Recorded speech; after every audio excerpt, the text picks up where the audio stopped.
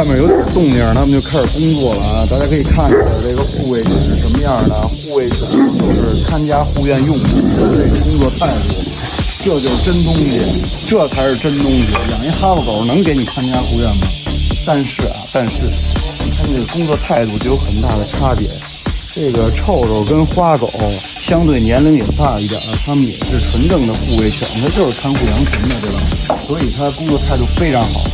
这两条小屁狗呢，其实包括这哈萨克这小宝贝儿，它跟着凑热闹，有一个大人在带着他们完成工作，它积极性其实不大高。你看，哎，你上班去了，我也去看看吧，对不对？那有什么呀？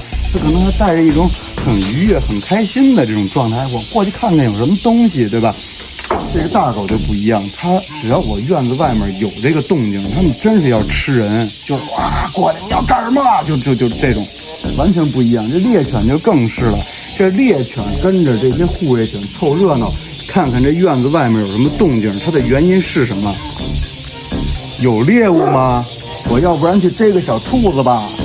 它这么个意思，它看见下面是个人了，它可能没兴趣，它就回来了。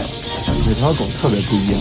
这才是养狗的乐趣，不是看它的结构怎么样啊，飞结的角度怎么样，背线平不平。哎呦，我这东西可好啊，是双血统的，怎么这逼那的，有什么用？这才好玩呢，这叫狗。